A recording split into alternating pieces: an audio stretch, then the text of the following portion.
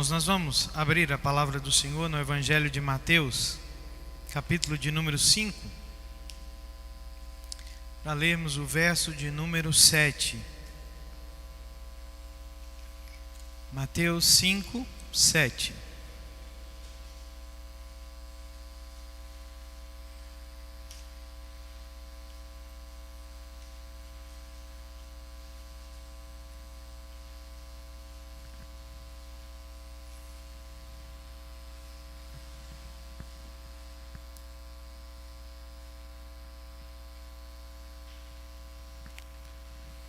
Evangelho de Mateus, capítulo 5, verso de número 7, onde nos é dito o seguinte pelo Senhor: Bem-aventurados os misericordiosos, porque alcançarão misericórdia. Bem-aventurados os misericordiosos, porque alcançarão misericórdia. Vamos orar ao Senhor. Deus de toda graça e misericórdia, nós nos colocamos mais uma vez diante da Tua presença, gratos ao Senhor pelo privilégio que o Senhor nos concede de Te adorar, de entregar a Ti o nosso louvor e a nossa gratidão. Agora, quando nós estamos diante da Tua palavra, pedimos que o Senhor abra os nossos olhos, que o Senhor nos dê o entendimento da vontade revelada do Senhor para as nossas vidas e nos dê, ó Deus, a graça necessária para que essa palavra transforme a nossa vida, a fim de que nós não sejamos, ó Deus, emoldurados pelo mundo, mas para que nós experimentemos, ó Deus, a boa, perfeita e agradável vontade do Senhor, como nos diz essa mesma palavra. É o que nós oramos, agradecidos, no nome de Jesus. Amém.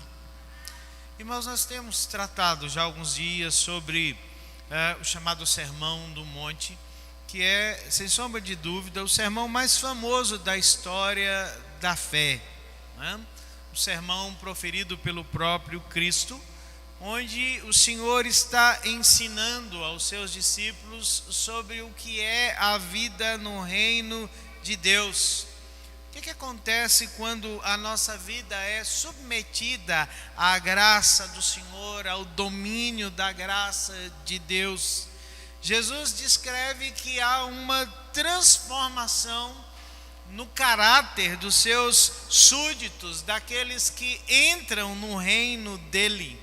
E essa transformação de caráter, né, passa a ter essa descrição. Jesus diz assim: olha, os súditos do reino se parecem com essas qualificações aqui. E do verso 3 até o verso de número 12, ele vai então descrever, né, a transformação que acontece na vida daqueles que estão debaixo do domínio da graça. Por isso que nós precisamos considerar algumas coisas de imediato quando nós pensamos nessa descrição de Jesus. Ele diz que todos os seus súditos devem ser assim.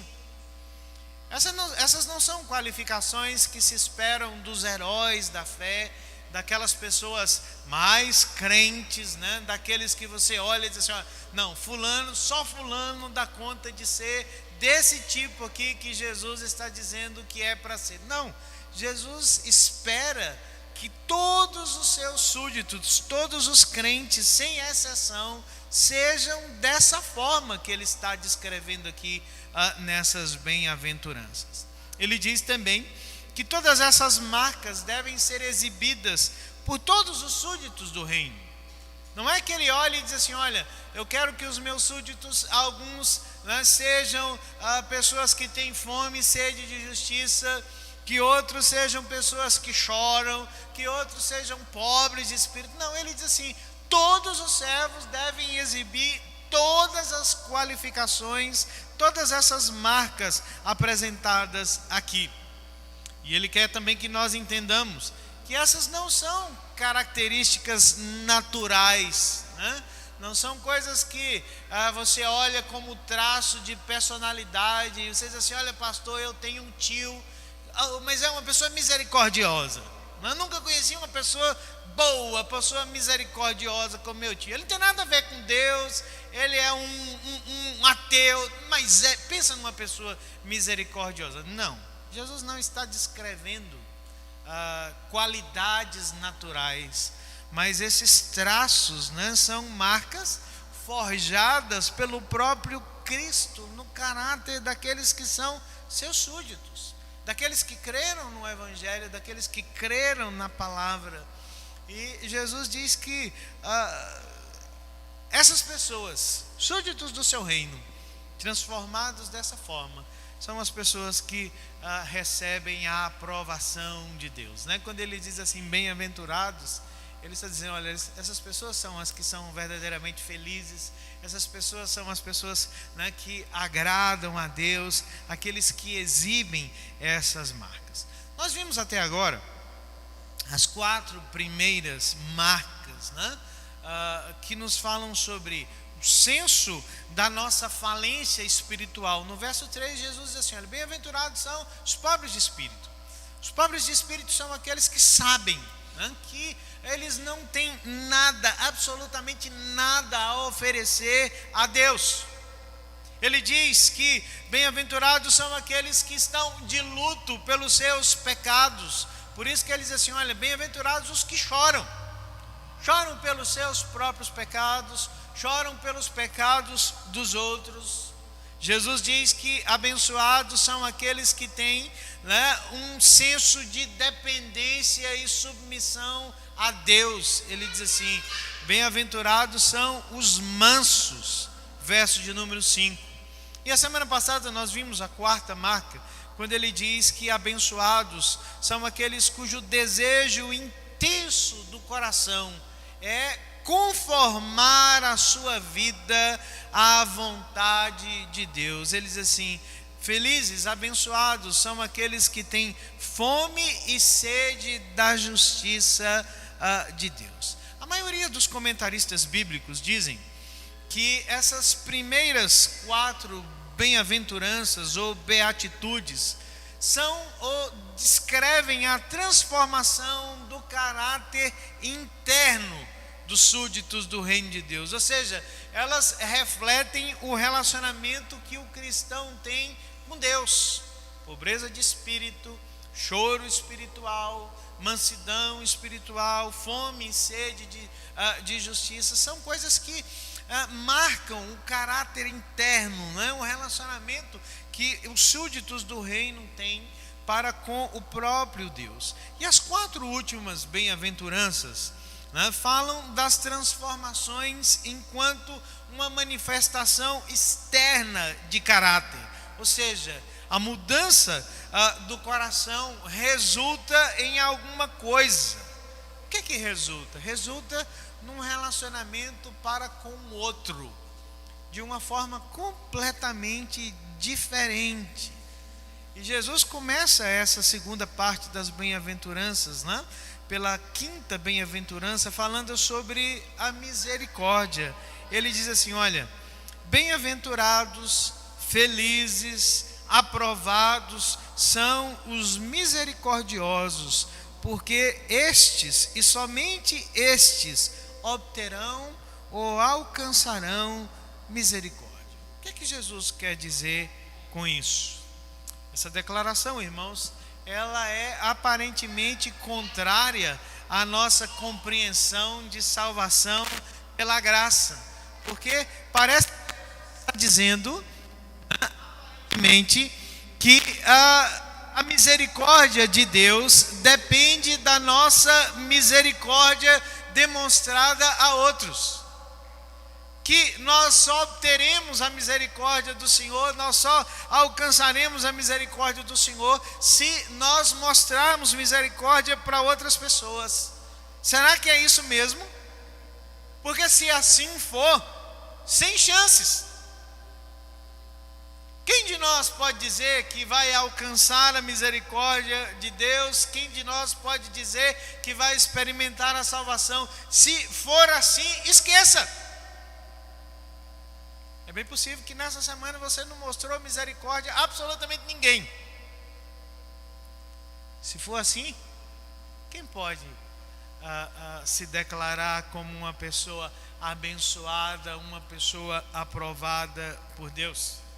É curioso que no mesmo Sermão do Monte, no capítulo 6, onde Jesus vai descrever a oração chamada oração dominical, e nós já meditamos sobre ela aqui, né, o ano passado ou o ano atrasado, se não me falha a memória. Jesus insiste com essa tese e ele diz assim: olha, se vocês perdoarem os outros, verso 14, verso 15 do capítulo 6, Deus perdoará vocês. Mas se vocês não perdoarem aos outros, tampouco Deus perdoará vocês.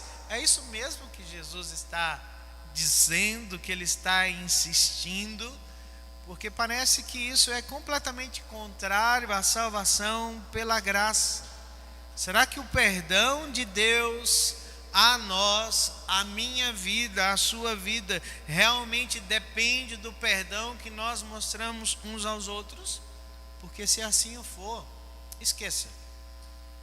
Quantos de nós, né, essa semana tivemos disposição para perdoar uns aos outros, à luz daquilo que Jesus está dizendo aqui, que ele está declarando? Mas precisamos considerar que essas não são declarações contrárias à Bíblia.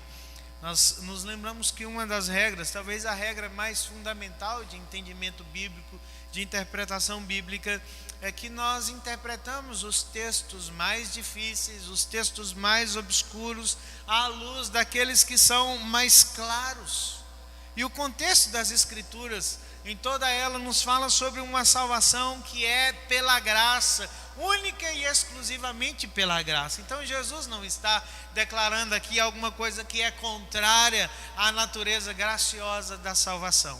Mas o que ele está chamando a nossa atenção é para o que é a misericórdia, como nós compreendemos, entendemos a misericórdia em primeiro lugar. A palavra usada por Mateus aqui, né, para a misericordioso, a palavra elemon, né, misericordioso, é uma palavra que é usada somente aqui, nesse texto do capítulo 5, verso de número 7, e depois ela vai ser usada em um único outro lugar, na carta aos Hebreus, no capítulo de número 2, verso de número 17, onde o escritor aos Hebreus está descrevendo o sacerdócio de Cristo, e ele diz que Jesus é um sumo sacerdote misericordioso.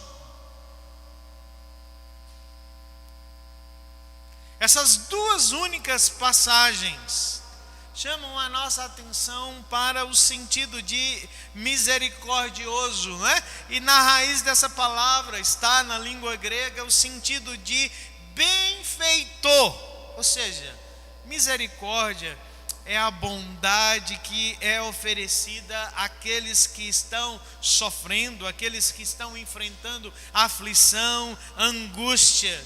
É por isso que na língua grega ela sempre vem ligada a uma palavra que nós na língua portuguesa desconsideramos o seu efeito, o seu sentido, que é a palavra simpatia.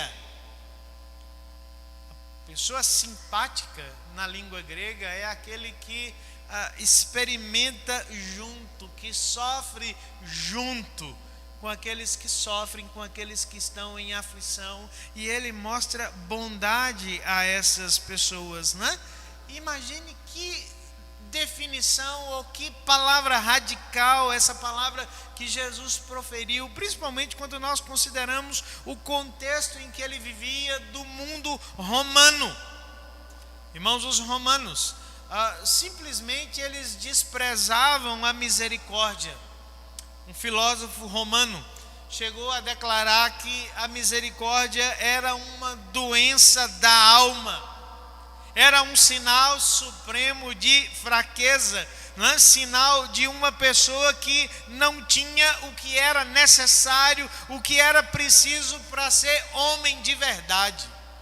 E quando eu estava pensando nisso, eu me lembrei de algo, né, da minha infância, né, quase adolescência, e que esses dias agora eu tive a oportunidade de rever no outro contexto, mas eu sei que muita gente aqui, né, da minha geração gostava muito do Karate Kid, né? O Juninho eu sei que gostava aqui, o Mateus, né? E lá havia naquela história do Karate Kid, né, aquela confrontação lá dos antagonistas lá, Daniel San e o seu opositor, o lema da academia Cobra Kai era completamente romano, né? O professor dizia o seguinte: aqui nós não ensinamos misericórdia, nós não ensinamos compaixão, porque compaixão é para os fracos. Esses dias eu vi a série Cobra Kai, né?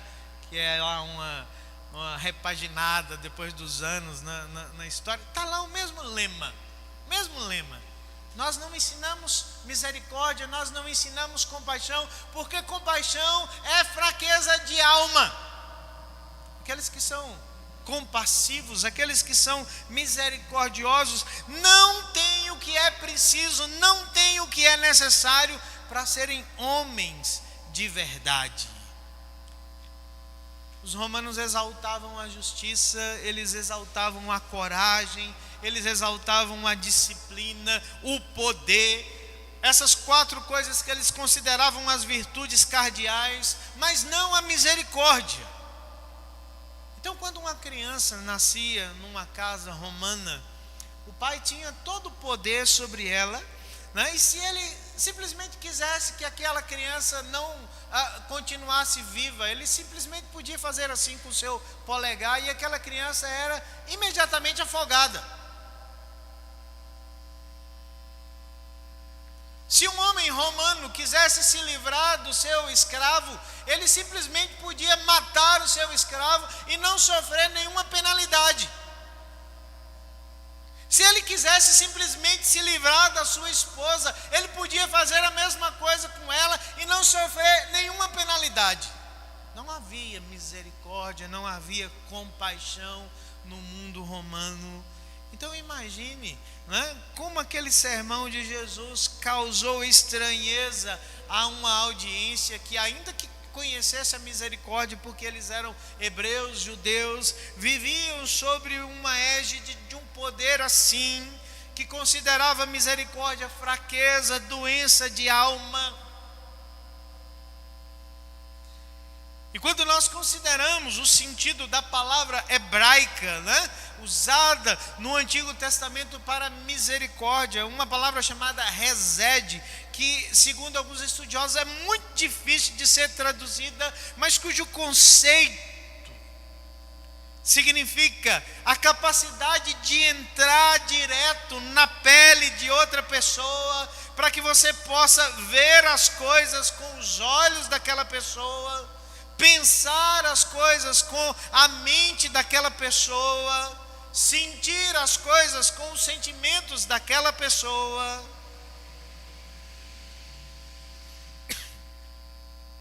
Quando Jesus aqui se refere à misericórdia nesse contexto, Jesus não está falando sobre fraqueza, Jesus não está falando sobre alguma coisa descartável na cultura, na vida do seu reino, nem tampouco ele está falando sobre uma solidariedade sem força, né, que muitas vezes é exibida no comportamento egoísta das pessoas. Às vezes nós sentimos misericórdia, entre aspas, compaixão pela vida das pessoas, mas nós não fazemos absolutamente nada. Temos apenas um desencargo de consciência e de repente passam as coisas e a nossa misericórdia, ela desvanece, ela se dissipa. Não, Jesus não está falando desse alívio de consciência, mas ele fala sobre sentir, sobre experimentar, sobre ver as coisas da perspectiva do outro.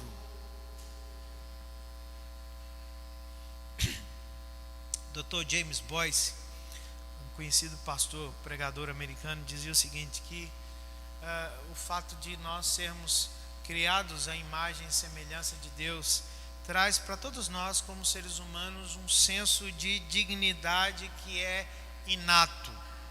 Nós sabemos que temos valor porque nós fomos criados à imagem e semelhança de Deus, mas que o pecado pode perverter esse senso inato de imagem de Deus, e quando isso acontece, sabe o que é que ocorre? Nós passamos a achar que nós somos bons demais para nós nos misturarmos com aqueles que estão abaixo de nós. Quantas vezes nós olhamos para as dores dos outros, para os problemas dos outros, as dificuldades dos outros, e diz assim: eu não tenho como me misturar com esse tipo de gente, porque às vezes as pessoas estão recebendo o que elas merecem. Esse senso de dignidade, ele pode ser pervertido, e de repente nós começamos a nos enxergar como pessoas importantes demais para perder tempo com aqueles que não estão no mesmo nível que nós estamos.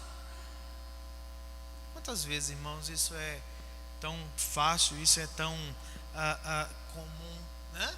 Essa dignidade de sermos criados à imagem e semelhança de Deus ser pervertida, né, de forma pecaminosa, nascida do nosso orgulho. E Jesus está dizendo assim: olha, essas pessoas que pertencem ao meu reino, esses que são súditos do meu reino, esses meus seguidores, sem posses, sem poder, são pessoas que renunciaram à sua própria dignidade. Por isso eles são misericordiosos. Eles tomam sobre si a aflição, a miséria, a humilhação dos outros.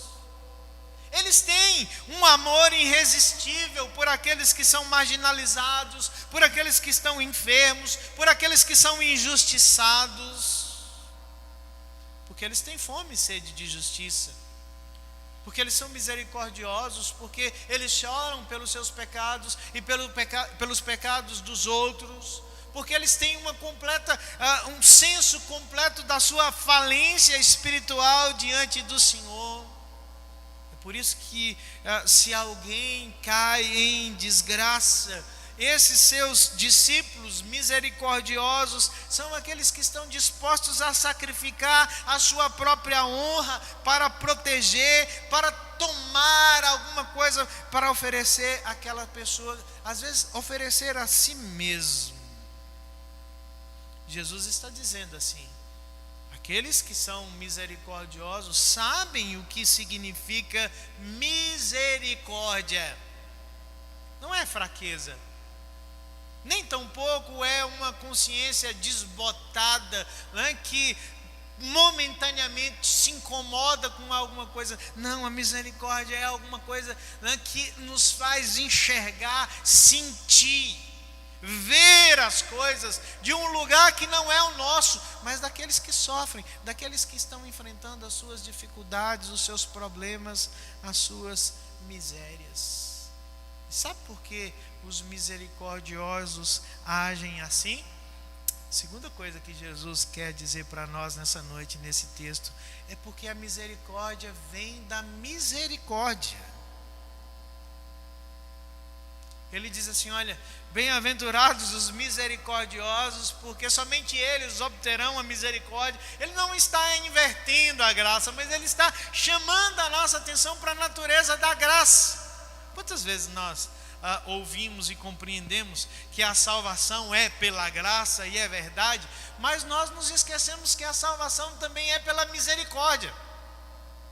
Se você olhar Efésios capítulo 2, o apóstolo Paulo começa aquele texto dizendo o seguinte para a sua audiência, dizendo assim: olha, Deus que é rico em misericórdia, por amor, em Cristo Jesus nos redimiu. Ele diz que é graças a essa misericórdia que Deus nos salvou, que a salvação não é apenas pela graça, mas que ela é também pela misericórdia. E ainda que muitas vezes nós entendamos esses dois termos como termos correlatos, como termos sinônimos, há uma diferenciação nas Escrituras, né, para cada um deles. Quando nós pensamos no que essa diferenciação é, eu gosto de uma diferenciação que o Dr. Martin Lloyd Jones, também um grande pregador da palavra do Senhor, nos diz. Ele diz assim: olha, graça é aquilo que é especialmente vinculado aos homens em seus pecados, mas a misericórdia é aquilo que está associado aos homens em sua miséria. Ou seja, A graça trata do problema, o pecado, mas a misericórdia trata dos sintomas, dos resultados do pecado na vida humana. Vamos pensar nisso, irmãos, como nós nem consideramos que a encarnação de Cristo é um ato de misericórdia. Ele não só considerou os homens perdidos em seus pecados, mas a Bíblia diz que foi pela misericórdia dele que ele veio, que ele se encarnou, que ele entrou na nossa história. Jesus é um Salvador que nós podemos recorrer a Ele, porque Ele sabe o que é ser humano. Por isso que esse mesmo termo misericordioso está lá em Hebreus capítulo 2, verso de número 17, porque o escritor diz o seguinte: Jesus entende a nossa condição. Ele experimentou as nossas limitações, Ele sentiu as nossas dores, Ele viu a nossa miséria. Ele sabe o que é ser tentado, frustrado, limitado. E porque Ele sabe tudo isso, queridos, Ele pode nos socorrer. É por isso que Ele é um sacerdote misericordioso para com a vida do seu povo.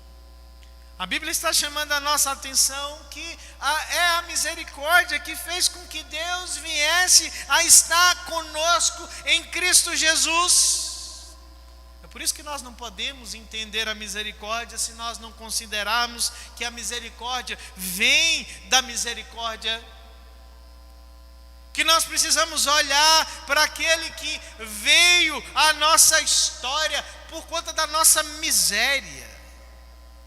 Há um texto, um dos milagres de Jesus, melhor dizendo, que talvez seja, na minha humilde percepção, o milagre que eu mais gosto de ler de Jesus, é o milagre da multiplicação dos pães.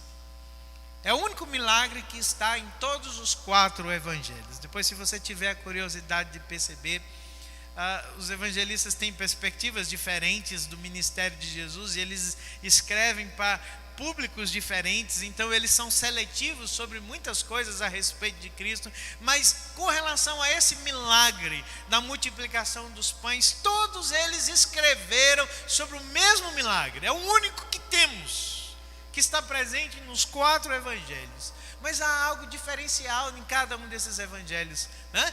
Porque eles dizem o seguinte no texto, que quando Jesus viu a multidão que se aproximava, Jesus teve misericórdia da multidão. E é aqui que a misericórdia de Jesus se diferencia de escritor para escritor, porque um diz assim: olha, ele teve compaixão daquele povo porque eles eram como ovelhas que não tinham pastor. Jesus pastoreou aquela multidão. Um outro evangelista diz assim: Jesus teve compaixão daquela multidão e ele curou os enfermos que havia entre eles. Outro diz assim: Jesus teve misericórdia e Jesus pregou a eles, Jesus ensinou aos seus corações. Percebam, irmãos, a riqueza dessa misericórdia. Jesus viu essa multidão em sua miséria e ele percebeu que alguns precisavam ser consolados, outros precisavam ser curados, outros precisavam ser ensinados. Ou seja, Jesus agiu em meio à miséria daquela multidão. Por isso que ele está dizendo a nós no Evangelho de Mateus capítulo 5, verso de número 7, que bem-aventurados são aqueles que recebem a misericórdia de Deus, aqueles que conhecem, que experimentam a misericórdia de Deus. Eles sabem que eles precisam ser misericordiosos, que eles precisam ter vidas misericordiosas. Sabe por que nós precisamos ser misericordiosos? Porque um dia a cruz de Cristo foi o lugar da misericórdia para as nossas vidas. Jesus agiu em favor da nossa miséria. Ele não apenas perdoou os nossos pecados, mas Ele experimentou tudo aquilo que é ser como cada um de nós. Nós não somos salvos por outra coisa que não seja a misericórdia do Senhor, querido. Não é o seu desempenho.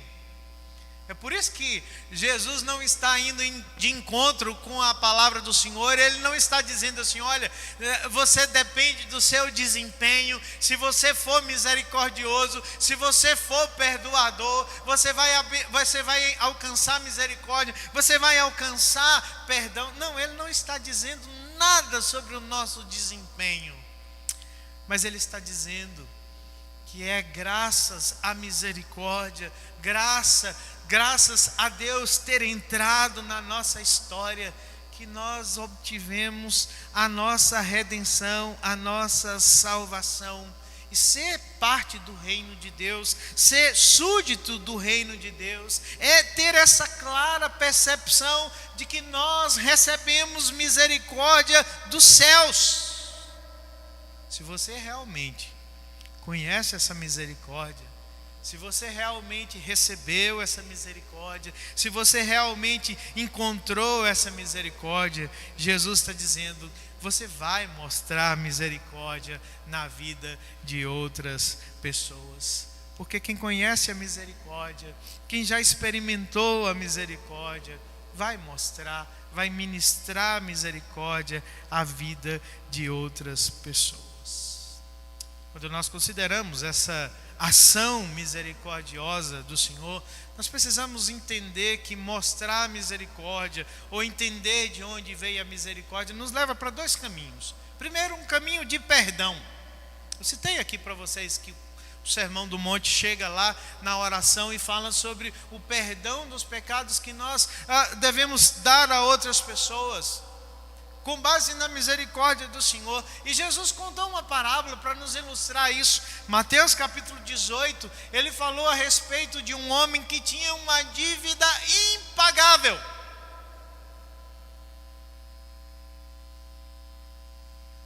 Mas que recebeu misericórdia do seu credor. O seu credor chegou e disse assim: você não tem como me pagar, mas eu vou eximir você dessa responsabilidade. Sua dívida está perdoada. Puxa, que coisa extraordinária, que coisa maravilhosa. Aquele homem saiu dando pulos de alegria, até que na esquina ele encontrou alguém que devia a ele o quê? Tanto quanto ele devia ao seu credor, não foi? Devia alguns trocados a ele. E o miserável chegou e disse assim: você vai para a cadeia, porque você me deve e não quer me pagar. Sabe o que Jesus chama a nossa atenção para a misericórdia, que gera misericórdia?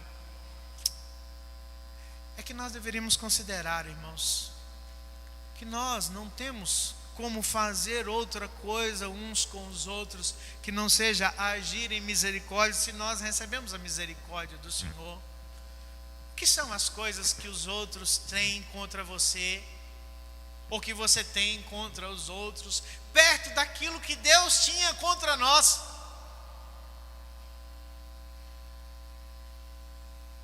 Será que é possível comparar a dívida que nós temos uns com os outros com a dívida que nós tínhamos diante do trono de Deus?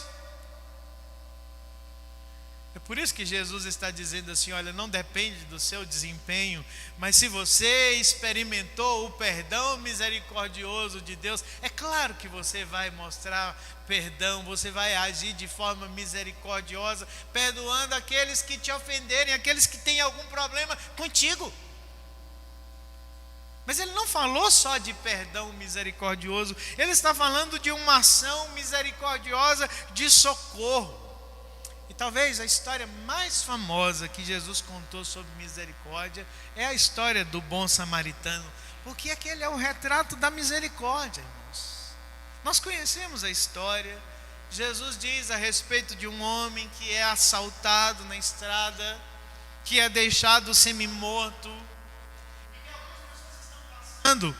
por ali um sacerdote, e um levita, e essas pessoas passam de largo.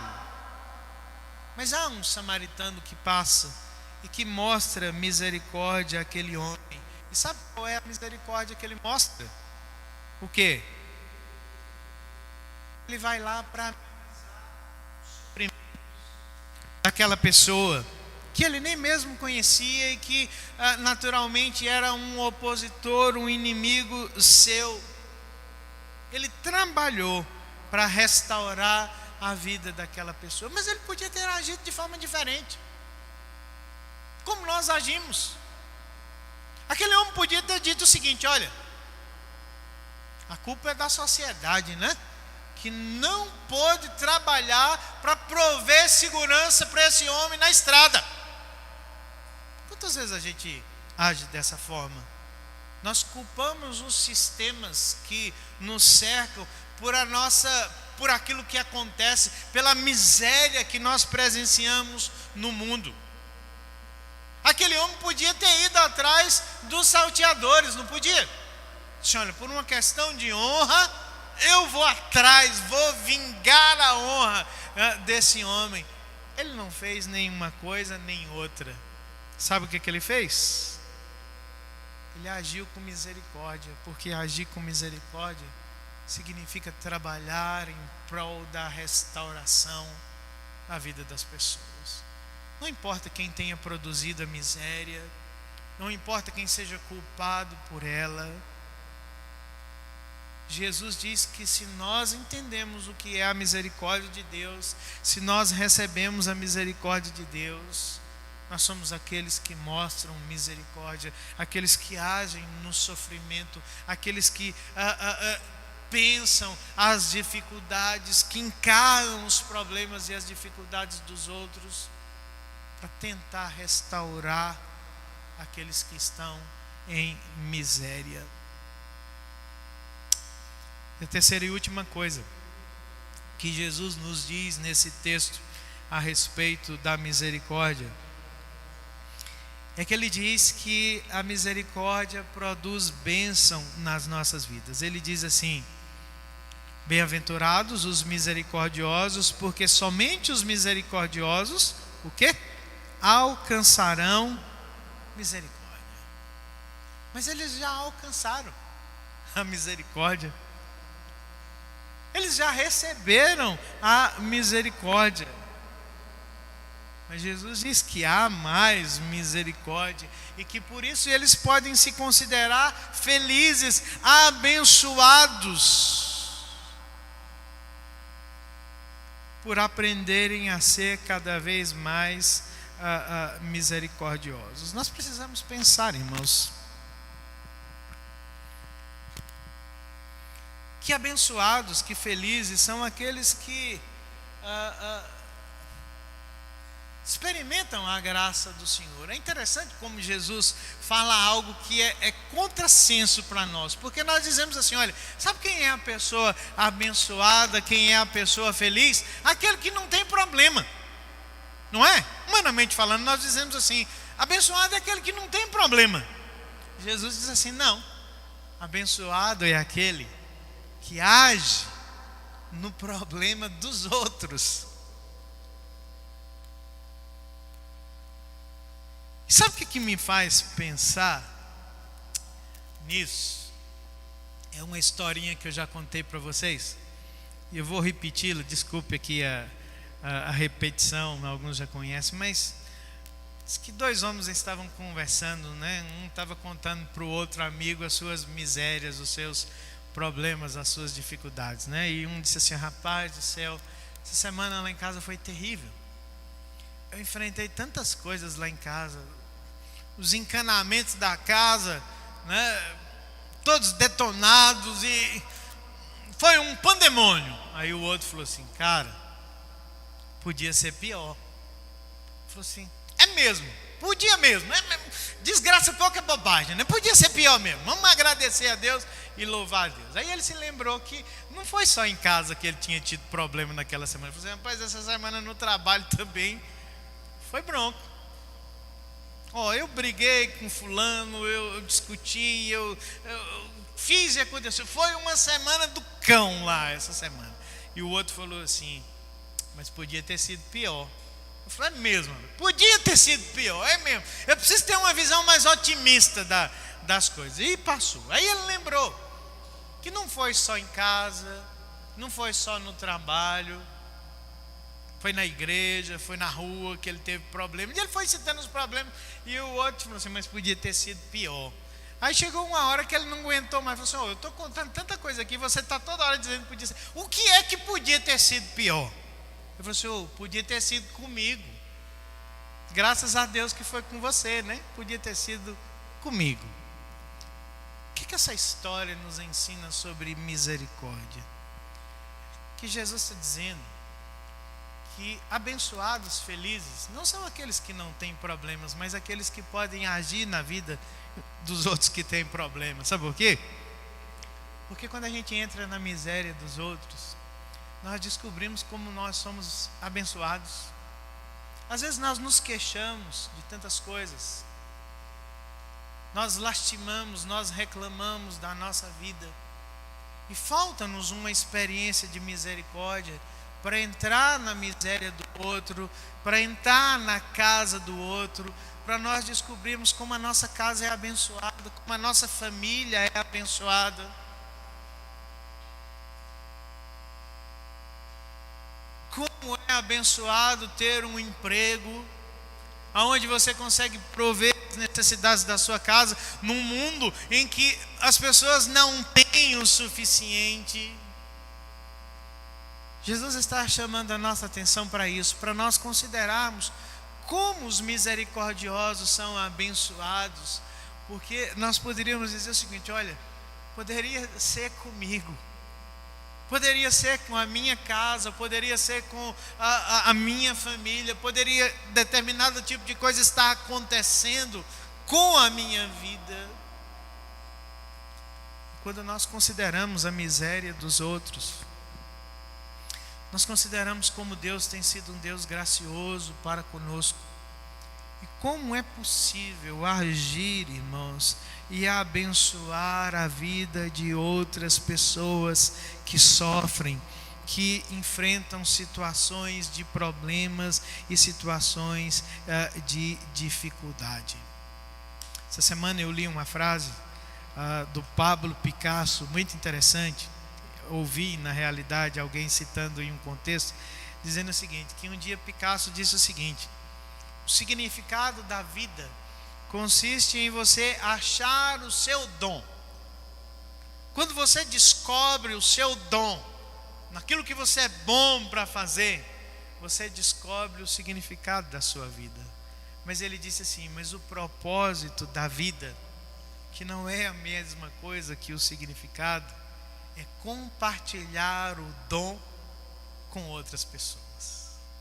O significado é descobrir aquilo que você é bom, mas o propósito é compartilhar aquilo que você é bom com outras pessoas. Não é para você mesmo. É claro que essa frase dele é muito simplista, é uma perspectiva limitada da vida, mas vamos pensar, irmãos, ser alcançado pela misericórdia de Deus é a coisa mais importante das nossas vidas. Deus ter descido na nossa miséria, Ele ter nos encontrado em Cristo Jesus, redimido as nossas vidas, é a coisa mais importante da nossa existência. Poder compartilhar essa misericórdia do Senhor com outras pessoas é uma bênção extraordinária, é uma bênção tremenda. Quando nós descobrimos que Deus nos perdoou tanto, não é difícil perdoar uns aos outros. Quando nós descobrimos que Deus veio e encarnou na nossa miséria, não é difícil fechar os nossos corações para aqueles que vivem em dificuldade, em sofrimento, em miséria. Misericórdia, misericordioso. Você pode dizer que é um cidadão do reino de Deus misericordioso? Você oferece socorro àquele que enfrenta as suas misérias, as suas mazelas? Você é alguém que sempre encontra razões na misericórdia do Senhor para perdoar aquele que falha, aquele que peca contra você? Ou será que você é aquele que sempre encontra motivos para passar de largo, né, de longe daqueles que sofrem, daqueles que experimentam as suas misérias, as suas dificuldades? Como podemos afirmar que somos cristãos se às vezes nós mostramos tão pouca misericórdia às pessoas? Porque às vezes somos tão egoístas, ao invés de sermos tão abnegados. Será porque nós sentimos que nós não precisamos agir com misericórdia? Ou pior, será que nós não compreendemos a riqueza da misericórdia de Deus que foi mostrada a nós em Cristo Jesus?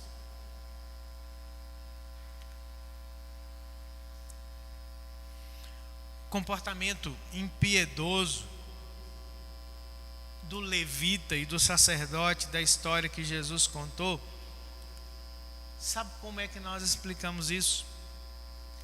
Às vezes com a recusa de pagar o preço de ser incomodado pela salvação.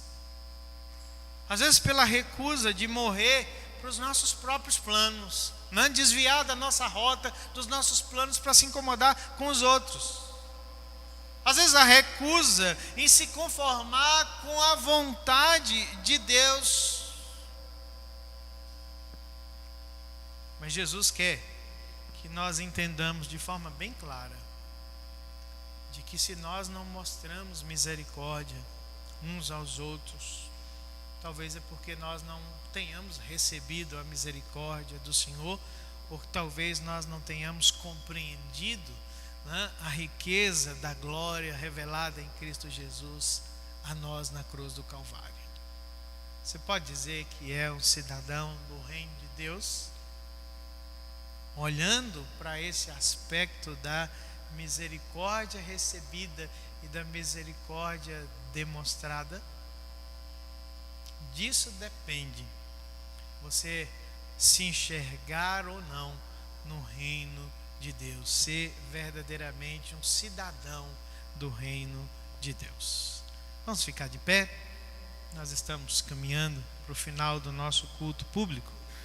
Nós vamos encerrar o nosso culto cantando o hino de número 300 do nosso inário, que fala sobre a natureza militante da igreja que sabe